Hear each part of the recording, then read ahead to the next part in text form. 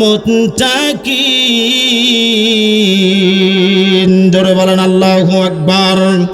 এই কোরআনটা মানার পরে, হিদায়াত পেয়ে যাওয়ার পরে মানুষটা হবে মুমিন, আর মুমিনদের জন্য এই কোরআনটা হবে মহা উপদেশ বাণী।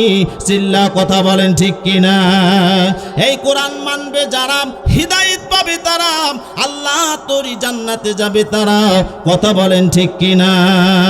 আমরা আল্লাহ তোরই জান্নাতে আমরা যেতে চাই কি চাই না?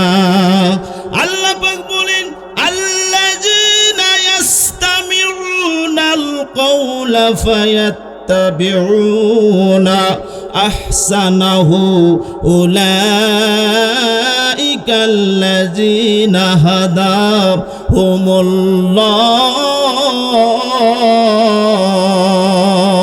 জোরে বলেন আল্লাহু আকবার। এই কোরআনটা যারা শুনবে এবং শুনতেছে এবং ভবিষ্যতে যারা শুনবে, এই কোরআন যারা অনুকরণ করবে, মাইনা চলবে, আল্লাহ রব্বুল আলামিন ডাকদা বলেন, আমি ওই সমস্ত বান্দা বান্দীদেরকে হিদায়াত দান করব। জোরে জোরে বলেন না সুবহানাল্লাহ। এই কোরআন মানবে যারা, হিদায়াত পাবে তারা, আল্লাহ তোরই জান্নাতে যাবে তারা। প্রাণের ভাইরা, এই কোরআন মেনে আমরা আল্লাহ তোরই জান্নাতের মেহমান আমরা হতে চাই কি চাই না? যদি চাই দু হাত আল্লাহকে টান টান করে দেখান, লিল্লাহ তাকবীর। আল্লাহ পাক কবুল করুক, হাত নামান। প্রাণের ভাইরা, এই কোরআনটা মানুষকে কিভাবে হিদায়াত করে আমার আলোচনা ভাইজান সেই দিকে প্রাণের ভাইরা গভীর মনোযোগ দিয়ে শোনার চেষ্টা করবেন। ভাইজান এদিক সেদিক কান লাগাইবেন না। মনে করেন আপনি গাইবান্ধায় টিকিট কেটেছেন বাস গাড়ির, আমার প্রাণের ভাইরা 8-12টা 1 মিনিটে গাড়িটা ছেড়ে দিবে, আপনি সঠিক সময় আপনি গাড়ির সিটেতে বসে গেলেন। প্রাণের ভাইরা, ড্রাইভার যাত্রী নিয়ে যখন গাড়ির সিটে বসে গেল, ভাইজান গো আমার গভীর মনোযোগ দিয়ে শুনবেন। অঘ্রাণ পৌষ মাঘ মাসে প্রচণ্ড শীত নেমে আসে। শীতের কারণে ড্রাইভার ভাই সামনে দু হাত আগাইতে পারে না কুয়াশার কারণে। ভাইজান ওই সমস্ত গাড়িগুলোর সামনে বেশ কয়েকটা লাইট থাকে, তার মধ্যে 2টা লাইট থাকে, তার নাম হলো ডিবার লাইট। কি ভাইজান? কি লাইট? ডিবার লাইট। এই ডিবার লাইটের কাজ কি?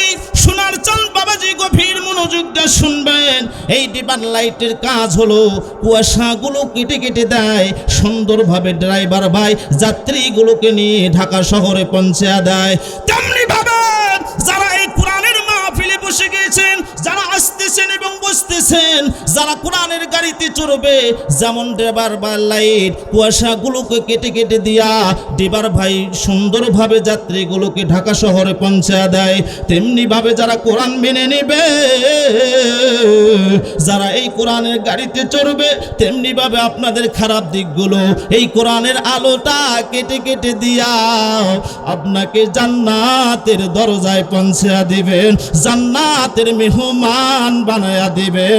জোরে জোরে বলেন না সুবহানাল্লাহ।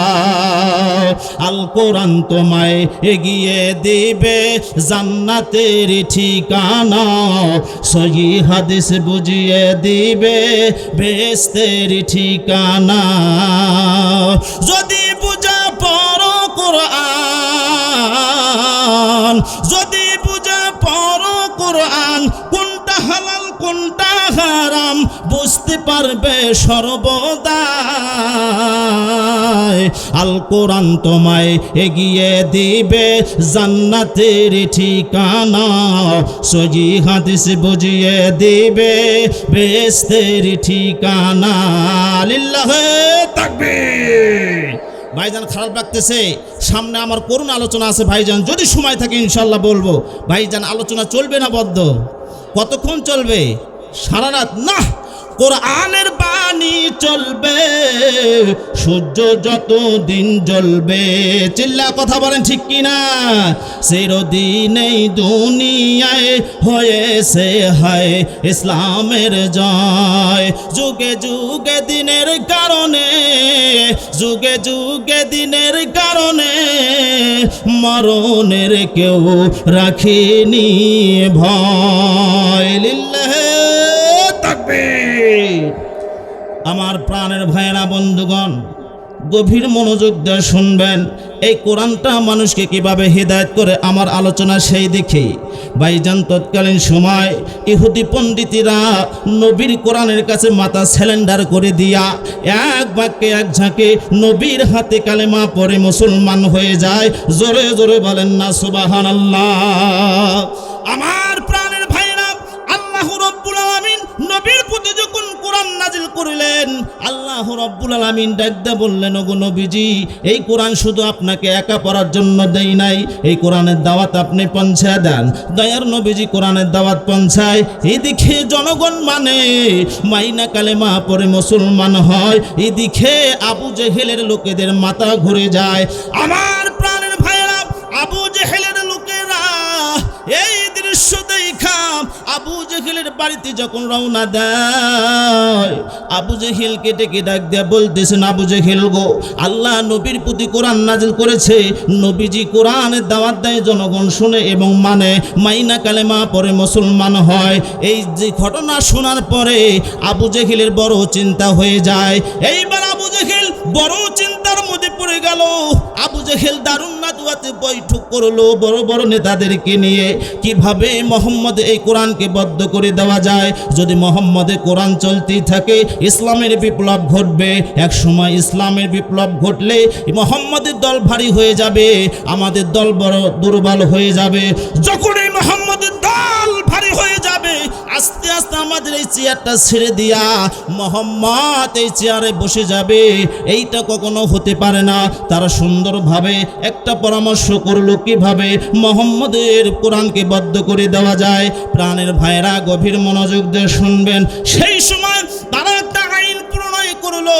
আল্লাহ রাব্বুল আলামিন সেই আইনখানা কোরআনের ভিতরে রেকর্ড করে রাখলেন। বলবো ভাইজান, বলবো, ওয়াকালাল্লাযীনা কাফারু লা তাসমাউ লিহাযাল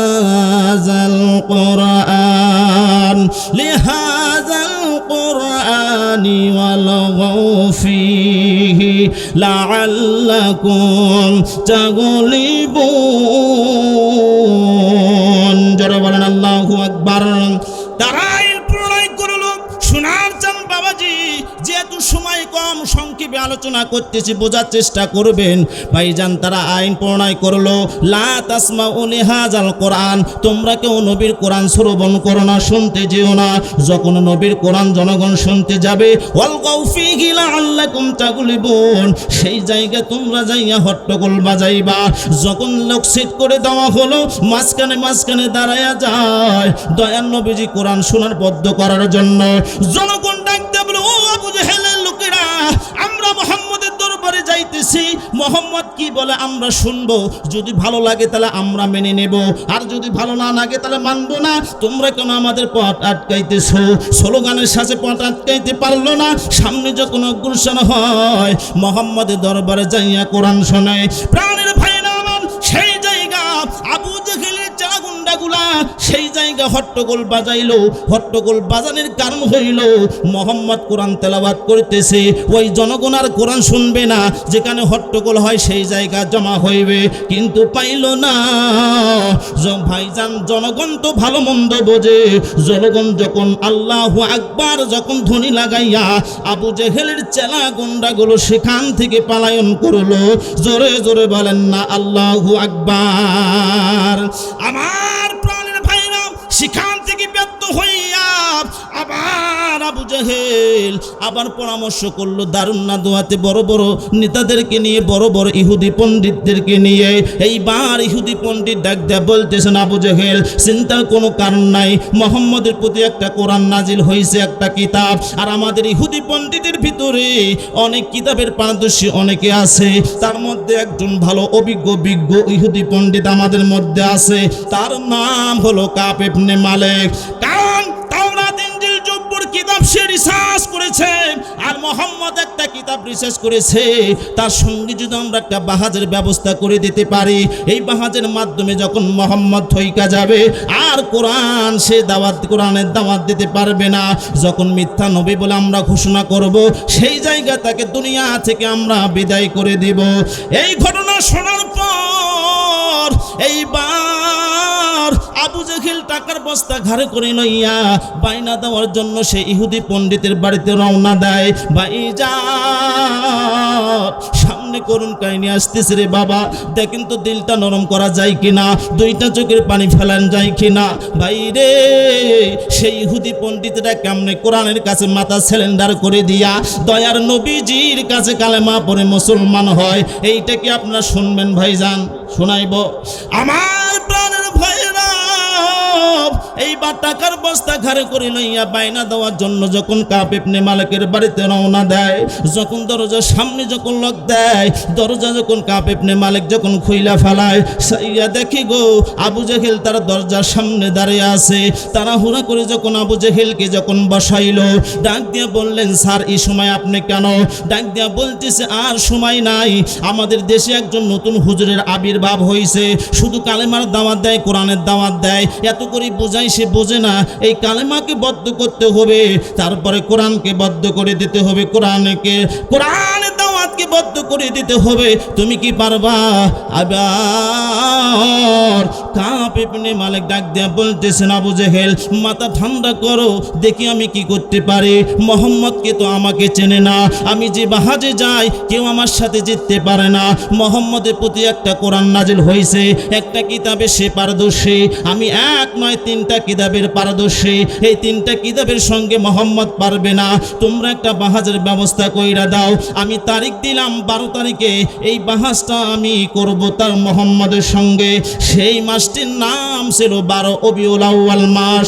আমার প্রাণের ভাইরা রে, এইবার আবু জেহেল ডাক দিয়ে বলতেছেন চিন্তার কোনো কারণ নাই, আমরা দূরান্ত লোকগুলোকে দাওয়াত করব, আমরা যুবক ছেলেদেরকে এটি করে রাখবো লাঠি সোটা নিয়ে, যখন মোহাম্মদ যখন ঠকে যাইবে আমরা যুবক ছেলেদেরকে লেলিয়ে দেব, মোহাম্মদকে দুনিয়া থেকে বিদায় করে দেবে, চিন্তার কোনো কারণ নাই।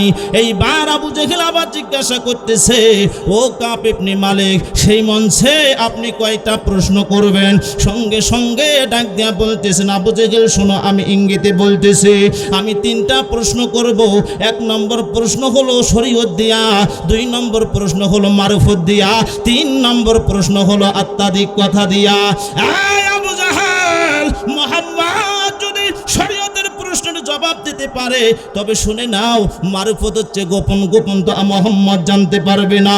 যদি কোনো কর্মে জেনে যায় তবে শুনে রাখো আত্মাদিকের কথা তো মুহাম্মদ জানবে না, কিন্তু জানিয়ে দিবেন কে? চিল্লা কথা বলেন না কেন? জানিয়ে দিবেন কে? আমার প্রাণের ভাইয়েরা গভীর মনোযোগ দিয়ে শুনবেন গো। এদিকে আবু জেহেল টাকার বস্তা যখন নামিয়া তাকে যখন বায়না দিলেন আর ডাক দিয়া বলতেছেন কাব ইবনে মালিক তুমি যদি নবীকে ঠকাইতে পারো তুমি যা চাবা আমরা তাই তোমাকে আমরা দেব, তবু মোহাম্মদকে ঠকাইতে হবে সেই বাহাজে। আমার প্রাণের ভাইয়েরা যখন মোহাম্মদের দরবারে একটা চিরকুট পাঠানো হলো, এদিকে আবু জেহেলের লোকেরা মন সাজানো শুরু হয়ে গেল, দূরান্ত লোকগুলোকে দাওয়াত দেওয়া শুরু হয়ে গেল। আমার প্রাণের ভাইয়েরা এই চিঠিখানা সর্বপ্রথম আবু বকরের হাতে পৌঁছিয়া যায়। আবু বকর এই চিঠি পাইয়া 2 চোখের পানি ছেড়ে দেয়া ডাক দিয়ে বলতেছেন আল্লাহর নবী গো, আর মনে হয় আপনাকে আমরা হেফাজত করতে পারলাম না। ওয়াজুর নয়নে যখন আবু বকর কাঁদতেছে, ওমর ডাক দিয়া বললেন ভাই গো তুমি কেন কাঁদো?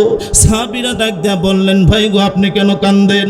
এই চিঠির ভিতরে কি লেখা আছে তুমি একটু জোরে সোরে পড়ে শোনাও না কেন?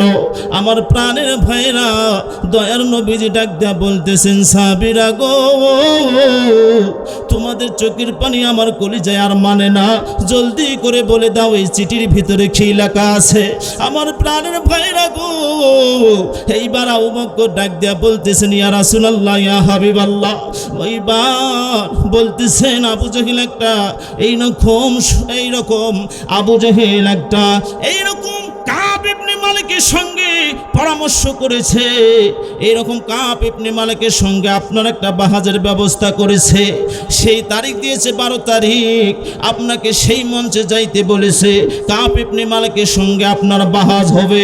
কিন্তু তাদের মতলব ভালো না, তাদের মতলব হলো আপনাকে বেয়াজ্জতি করবে, দুনিয়া থেকে বিদায় করে দেবে।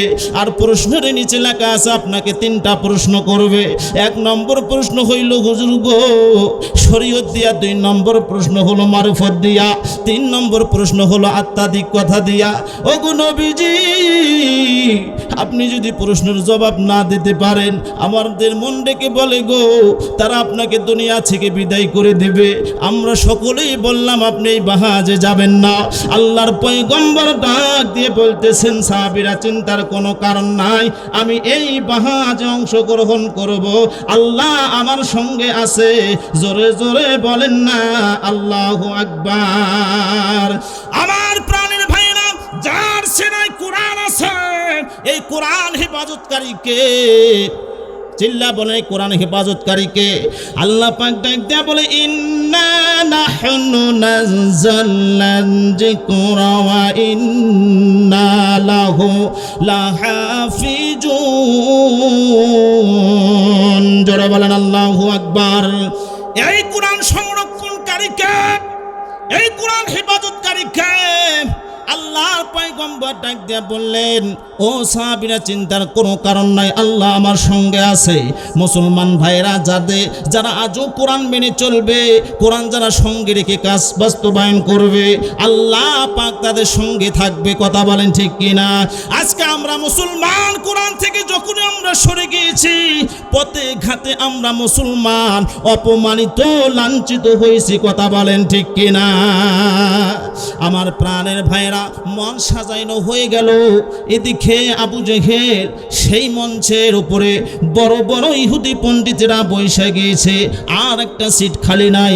আবু জেহেলের মনে মনে পরিকল্পনা ছিল, আমরা সব সিট বুক করব, মোহাম্মদ যেন স্টেজে উঠে না বসতে পারে, মোহাম্মদ নিচে থাকবে, আর আমরা উপরে থেকে মোহাম্মদকে আমরা প্রশ্ন করব। ভাইজান খারাপ লাগতেছে?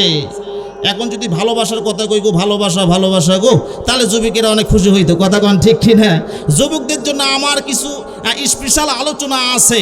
যে যুবকেরা এখনো বিয়া শাদী করেন নাই, তার জন্য আমি কিছু টিপস দিয়ে যাব। 4 শ্রেণীর মেয়েকে বিবাহ করা যাবে না ইনশাল্লাহ বলে যাব। আর যারা বিয়া শাদী করেছেন তারা তো জিতেই গিয়েছেন। আর আম্মা জানের জন্য আমি 4টি আমলের কথা বলে যাব। যে মায়েরা এইরকম অন্য জায়গায় হুজুরের কাছে যাইয়া এরকম তাবিজ নাই, তাবিজ নেওয়া লাগবে না। মারা যদি 4টা আমল করে, এই 4টা আমলের বদৌলতে স্বামী স্ত্রীর মধ্যে আল্লাহ পাক মিল মহব্বত পয়দা করে দেবেন। জোরে বলেন সুবহানাল্লাহ। যদি সময় থাকে মা বোনদের জন্য আলোচনা করব, এবং যুবক ভাই এবং বাপজনের জন্য আলোচনা করব যদি সময় থাকে। ভাইজান খারাপ লাগতেছে? আলোচনা চলবে না বদ্ধ? আমার প্রাণের ভাইরা, গভীর মনোযোগ দিয়ে শুনবেন। এদিকে আবু জেহেল মন সাজাইছে, বড় বড় নেতারা বৈশা গিয়েছে মঞ্চে। ভাইজান সেই রাতটা ছিল পূর্ণিমা রাত। এইবার কাব ইবনে মালিক সেই মাহফিলের হলো প্রধান বক্তা, আর মাহফিলের সভাপতি ছিল হলো আবু জেহেল। এইবার প্রধান বক্তা ডাক দিয়া বলতেছেন, আবু জেহেল গো, কই মোহাম্মদ তো এখনো আসতেছে না। মোহাম্মদ যদি আমার নাম জেনে থাকে, মনে হয় মোহাম্মদ আর এই বাহাজে আসবে না। আমার প্রাণের ভাইরা, এইবার 3টা প্রশ্ন হইবে। কয়টা? আমার ভাইরা গভীর মনোযোগ দিয়ে শুনবেন। পিছে পিছে সাহাবীরা কান্নারোল।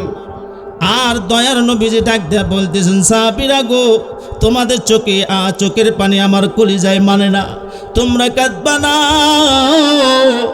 সেই বাহাজে আমি যাইতেছি, কোনো চিন্তার কোনো কারণ নাই। ভাইজান, যখন দয়ার নবীজি যখন স্টেজের সামনে উপস্থিত হইল, এইবার কাব ইবনে মালিক ডাক দেয়া বলতেছেন, আবু জেহেল ইনি নাকি? আবু জেহেল কোনি দিয়ে ইশারা করতেছেন, হ্যাঁ ইনি হলো মোহাম্মদ, তোমার সামনে দাঁড়িয়ে আছে, ইনি হলো মোহাম্মদ। কাব ইবনে মালিক আল্লাহর নবীকে দেখা চেয়ার থেকে দাঁড়িয়ে যায়।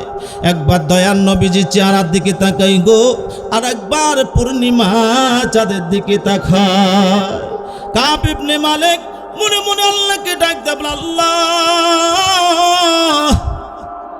আমি তাওরাত জবুর ইনজিল কিতাবে যা পড়েছি, দয়ার নবীজির বংশ হবে কুরাইশ বংশ, তার দাদার নাম হবে আব্দুল মুতাল্লিব, তার বাবার নাম হবে আব্দুল্লাহ, তার মার নাম হবে আমেনা। সব হুবাহু মিলে যাইতেছে, তাওরাত জবুর ইনজিল কিতাবে যা পড়েছি সব হুবাহু মিলে যাইতেছে। আর সন্দেহ নাই গো, ইনি হবে আখিরি জামানার পয়গম্বর। জোরে জোরে বলেন না মারহাবা। আমার প্রাণের ভাইরা, যেহেতু মেহমান বসে গেছে, আর লম্বা আলোচনা করবো না, 1 মিনিট আলোচনা করে শেষ করে দেব রে বাবা। আমার প্রাণের ভাইরা, এই কাব ইবনে মালিক ডাক দিয়ে বলতেছেন, আবু জেহেল আমার প্রতিদিন প্রোগ্রাম, কারণ আমার শরীর তেমন ভালো না। কাব ইবনে মালিক বলতেছে, আল্লাহ গো, মোহাম্মদ নিচে থাকবে আর আমরা উপরে থাকবো, এটা বেয়াদবি হয়ে যাবে। আমার ভাইজান যেহেতু প্রধান বক্তা আপত্তি করেছেন, ও আবু জেহেল গো, তুমি শোনো, তোমার সিটটা ছাইরা দাও, তুমি আমার বাম পাশে বসো, আর মোহাম্মদকে তোমার সিটে বয়সা দাও। আমি সামনাসামনি মোহাম্মদের সঙ্গে কথা বলতে চাই, তাহলে আমার একটা সুবিধা মোটামুটি হয়। আবু জেহেল বলতেছেন, যেহেতু আপনি বলেছেন করার কিছু নাই, আমি মেনে নিলাম। যখন পেছনে বসলো, আমার বন্ধুগণ দয়ার নবীকে সামনে বসায় দিল। ভাইজান কথা বলেন না গো, সম্মান দেওয়ার মালিককে আর যদি করার মালিককে। আমার প্রাণের ভাইরা, গভীর মনোযোগ দিয়ে শুনবেন, এদিক সেদিক কান লাগাইবেন না। এইবার আবু জেহেল ডাক দিয়ে বলতেছেন, আর দেরি নাই, তুমি মোহাম্মদকে প্রশ্ন করো। এইবার কাব ইবনে মালিক ডাক দিয়ে বলতেছেন, মোহাম্মদ গো, আমার 1 নম্বর প্রশ্ন হলো শরীয়ত দিয়া বলো তো মোহাম্মদ, আদম আলাইহিস সালাম থেকে শুরু করে ঈসা নবী পর্যন্ত যত নবী এসেছে, সব নবীজির মুজিজা আছে, তোমার কি মুজিজা আছে? কারণ দেখো গো, এইরকম ঈসা নবী কুষ্ঠ রোগকে ভালো বানাইতে পারত, অন্ধ ব্যক্তিকে ভালো করতে পারত, মৃত্যু ব্যক্তিকে জীবিত করতে পারত, এইরকম কি তোমার কোনো মুজিজা আছে? আল্লাহর পয়গম্বর ডাক দিয়া বলেন, হ্যাঁ আমার এরকম মুজিজা আছে। আমার প্রাণের ভাইরা, এই বাদ 2 নাম্বার প্রশ্ন করলো, মাঝখানে অনেক লম্বা কাহিনী ছিল, সংক্ষেপে যাইতেছি। আমার প্রাণের ভাইরা, এই বাদ 2 নাম্বার প্রশ্ন, বলো তো মোহাম্মদ, এই হাজার হাজার জনগণের মধ্যে তোমাকে আমি প্রশ্ন করতেছি, বলো তো মোহাম্মদ, আমার বাড়িতে আমার কয়টা সন্তান, ছেলে সন্তান না মেয়ে সন্তান, এখন কোন অবস্থায় আছে, এইটা যদি তুমি বলে দিতে পারো, আমরা সকলেই তোমার প্রতি ঈমান নিয়ে আসবো। ভাইজান, সেই সময় কি এটা কি ভাইজান দরকারি প্রশ্ন? ভাইজান, তার মানে হলো নবীকে বেয়াজ্জতি করার প্রশ্ন, কথা বলেন ঠিক কিনা? ভাইজান, নবী যদি তার বাড়িতে যায়নি, জনগণ তো খেপে গেল, জনগণ তো ভালো মন্দ বোঝে, হায় হায় এটা কেমন প্রশ্ন করলো, মোহাম্মদ তো তার বাড়িতে যায়নি, এইটা কোনো প্রশ্ন সাইজ হইল? ভাইজান, আল্লাহ রাব্বুল আলামিন ডাক দেয়া বললেন, জিবরাইল রে, এ জিবরাইল, আর দেরি করিস না, আমার দয়ার নবীজির কানে কানে তুমি বইলা দাও, দয়ার নবীজি জানো জবান দিয়ে তা বইলা দেয়।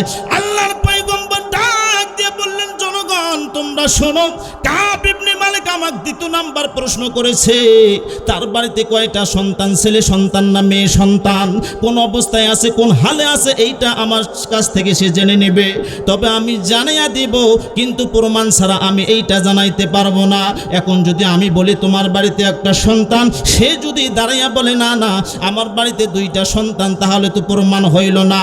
এবার দয়ার নবীজি ডাক দিয়া বলতেছেন, ও কাব ইবনে মালিক, আমি শুনেছি আপনি যে বাহাজে যান গো, আপনার বাহাজে যখন আপনি বাড়ি থেকে রওনা দেন, কমপক্ষে 5 থেকে 6 জন ব্যক্তিকে তুমি নিয়ে যাও, ওই 6 জন ব্যক্তি আমার সামনে দাঁড় করাইয়া দাও, তারা প্রমাণ থাকবে, তাদের জবান থেকে বলা লাগবে না, আমার জবান থেকে আমি বইলা দেব, শুধু তারা প্রমাণ থাকবে। আমার প্রাণের ভাইরা, সেই 6 জন ব্যক্তিকে নবীর সামনে দাঁড় করা হলো। দয়ার নবীজি ডাক দিয়া বললেন, ও আমার ভাইরা তোমরা শোনো, যখন কাব ইবনে মালিক তাওরাত ইনজিল জবুর কিতাব যখন তেলাওয়াত তেলাওয়াত করতো সেই সময় কি মুহাম্মদের নাম তোমরা শুনেছিলা? তারা দু চোখের পানি ছেড়ে দিয়া ডাক দিয়ে বলতেছেন, হুজুর গো, আমরা বহুবার সেই কিতাবের মধ্যে মুহাম্মদের নাম আমরা শুনেছি। আমাদের ভাগ্য যদি হয় ভালো হইতো, দয়ার নবীজির সামনে যদি আমাদের সাক্ষাৎ হইতো, আমরা সঙ্গে সঙ্গে দয়ার নবীজির কাছে কালেমা পড়তাম। জোরে বলেন সুবহানাল্লাহ। আমার প্রাণের ভাইরা, দয়ার নবীজি দু চোখের পানি ছেড়ে দিয়া ডাক দিয়ে বলতেছেন, এই মুহূর্তে যে তোমাদের সামনে যদি মুহাম্মদ দাঁড়িয়ে থাকে তাহলে তোমরা কি করবা? সঙ্গে সঙ্গে তারা দাঁড়িয়ে ডাক দিয়ে বললেন, হুজুর গো, সঙ্গে সঙ্গে আমরা মুহাম্মদের কাছে কালেমা পড়ে মুসলমান হইব। সঙ্গে সঙ্গে জানিয়ে দিল আমি সেই মুহাম্মদ। সঙ্গে সঙ্গে তারা এটি হয়ে গেল। হুজুর গো, আপনি প্রশ্নের জবাব চালাইয়া যান। জোরে বলেন সুবহানাল্লাহ। আমার প্রাণের ভাইরা, এইবার কাব ইবনে মালিক ডাক দিয়ে বলতেছেন, মুহাম্মদ বলো তো, আমার বাড়িতে কয়টা সন্তান এখন কোন অবস্থায় আছে? ছেলে না মেয়ে কোন হালে আছে বইলা দাও। জনগণ তো আতঙ্কের মধ্যে পইড়া গিয়েছে। মুহাম্মদ দু চোখের পানি ছেড়ে দিয়া ডাক দিয়া বলতেছেন, কাব ইবনে মালিক তুমি শুনে নাও, তোমার বাড়িতে একটা মাত্র কন্যা সন্তান, দু চোখে দিক দিয়ে দেখতে পারে না, দুটা পা দিয়ে চলতে পারে না, হাত দিয়ে খানা খাইতে পারে না, জবান দিয়ে কথা বলতে পারে না।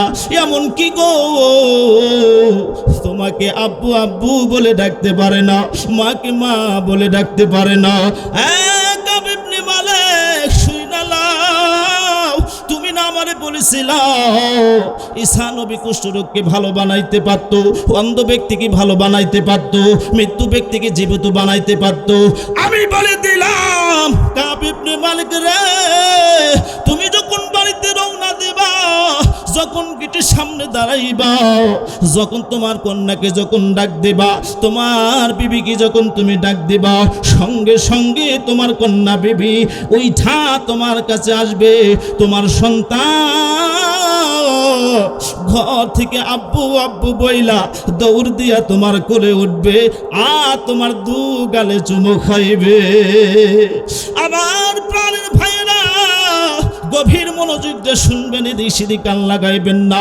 জনগণ যখন স্লোগান দিল আল্লাহু আকবার বলে, আমার প্রাণের ভাইরা, এইবার কাব ইবনে মালিক দু চোখের পানি ছেড়ে দিয়া আল্লাহকে ডাক দিয়া বলতেছে, আল্লাহ গো, মুহাম্মদ যা বলতেছেন সবই সত্য, বিন্দু মাত্র ভুল নাই। জোরে বলেন সুবহানাল্লাহ। কাব ইবনে মালিক ডাক দিয়ে বলতেছেন, মুহাম্মদ, আমার তৃতীয় নাম্বার প্রশ্ন হইল আত্মাধিকতা দিয়া, এইটা যদি তুমি বলে দিতে পারো তাহলে আমরা সকলেই তোমার প্রতি ঈমান নিয়ে আসবো। ভাইজান বলবো, যেহেতু দ্বিতীয় মেহমান উপস্থিত হয়েছে ভাইজান, যেহেতু ওনাকে বসে রেখে আলোচনা করা এটা একটা বেয়াদবি হয়ে যায় না? আপনারা কি বলেন? উনি যেহেতু মেহমান, ওনাকে কষ্ট দেওয়া যাবে? বলবো? আমার প্রাণের ভাইরা, গভীর মনোযোগ। এইবার আবু জেহেল ক্ষিপ্ত হইয়া কানে কানে বলতেছে, কাব ইবনে মালিক শোনো, তুমি যে টাকার বস্তা বায়না নিয়েছো, চিন্তা করো এইটা ফেরত দিতে হবে, এর পরিণাম কি হতে পারে। স্টেজ থেকে তোমাকে আমরা যাইতে দেব না। কাব ইবনে মালিক শেষ পর্যন্ত আপনারা থাকেন, কি হয় দেখেন। আত্মা থেকে কথা তো মুহাম্মদ বলতে পারবে না, কিন্তু বলায়া দেবেন কে? আল্লাহ। আমার প্রাণের ভাইরা, তৃতীয় নাম্বার প্রশ্ন হইল, বলো তো মুহাম্মদ গো, আমি যখন বাড়ি থেকে রওনা দেই, এই 6 জন ব্যক্তি আমার সঙ্গে ছিল না, ঘরের ভিতরে শুধু আমার বিবি ছিল। বলো তো মুহাম্মদ, বিবি দু চোখের পানি ছেড়ে দিয়া আমার কানে কানে কি বলেছে, এইটা যদি তুমি বইলা দিতে পারো, আমরা সকলেই তোমার প্রতি ঈমান নিয়ে আসবো। ভাইজান, ওই সময় কি দরকারি প্রশ্ন ভাইজান? তার মানে হলো নবীকে বেয়াদবি করার প্রশ্ন। কথা বলেন ঠিক কিনা? আমার প্রাণের ভাইরা, আল্লাহ রাব্বুল আলামিন জিবরাইল আলাইহিস সালামকে বললেন, জিবরাইল আর দেরি করো না, আমার দয়ার নবীজির কানে কানে তুমি জানাইয়া দাও, দয়ার নবীজি যেন জবান দিয়ে তা বইলা দেয়। এইবার জনগণ আতঙ্কের মধ্যে পড়ে গিয়েছে। আল্লাহ, এই কেমন প্রশ্ন তারা করতেছে মুহাম্মদকে বেয়াদবি করার জন্য। আমার বন্ধুগণ সাহাবীরা কান্নারুল, হায় আল্লাহ কি হইবে এবার? এইবার দয়ার নবীজি ডাক দিয়া বলতেছেন, চিন্তার কোনো কারণ নাই।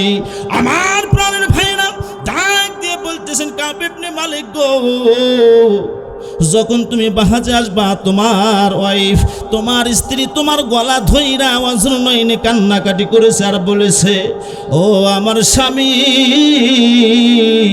আপনি যখন তাওরাত জব্বর ইনজিল কিতাব তেলাওয়াত করেছেন আমি পাশে দাঁড়িয়ে ছিলাম, যখন তুমি মুহাম্মদের নাম লইছো আমার তো চোখের পানি বেবে জমিনে পড়ে গেছে গো স্বামী। আমি যদি কোনোদিন দয়াল নবীকে যদি আমি দেখতে পারতাম সঙ্গে সঙ্গে দয়াল নবীজির কাছে আমি কালেমা পড়ে মুসলমান হইতাম, কিন্তু তোমাকে আমি বলতে পারি নাই। তবে তুমি যে বাহাজে যাইতেছো, তুমি যে লোড করেছো আমি দেখতেছি প্রাণের স্বামী ওই মুহাম্মদ, তার বংশ হবে কুরাইশ বংশ এবং তার দাদার নাম হবে আব্দুল মুতাল্লিব, তার বাবার নাম হলো আব্দুল্লাহ, তার মার নাম হবে আমেনা, হুবাহুব সব মিলে যাইতেছে। সেই দিন থেকে আমি অপেক্ষায় ছিলাম গো প্রাণের স্বামী, যখন আপনি ওই সেই বাহাজে যাবেন গো আমার কিছু কথা লইয়া মুহাম্মদের দরবারে তুমি পেশ করবা। জোরে বলেন সুবহানাল্লাহ। এইবার ডাকতে বলতেছেন মুহাম্মদ, কাব ইবনে মালিককে বলতেছেন তুমি কি আরো শুনবা? বলে হ্যাঁ, শোনার জন্য তো বসে আছে। এইবার তার স্ত্রী ডাক দেয়া বলতেছেন প্রাণের স্বামী গো, যখন তুমি মুহাম্মদের কাছে যাইবা, যখন বাহার শেষ হয়ে যাইবে, আমার ঘরে একটা কন্যা সন্তান আছে গো, আজ থেকে 10 থেকে 12 বছর হইয়া যায়, তুমি আমি মা বাবা ডাকটা শুনতে পারি না। পাশের বাড়িতে সন্তান যখন মাকে মা বলে ডাক দেয় আমার কলিজাটা ফাইটা যায়, আমি আর সহ্য করতে পারি না। আল্লাহ আমার একটা সন্তান দিয়েছে, সেই সন্তানটা আমাকে মা বলে ডাকতে পারে না, আমি সহ্য করতে পারি না।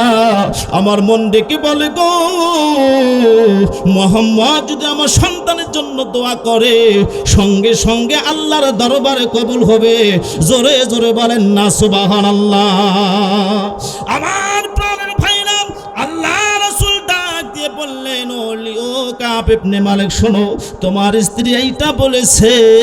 এবার ডাক দিয়া বলতেছেন তুমি যখন বাড়িতে যাইবা সঙ্গে সঙ্গে ঘরের ভিতরে সঙ্গে সঙ্গে ঢোকার সঙ্গে তোমার সন্তান তোমার কোলে ওইটা তোমার আব্বু বলে ডাক দিবে, আর তোমার স্ত্রীকে সন্তান মা মা বলে ডাক দিবে।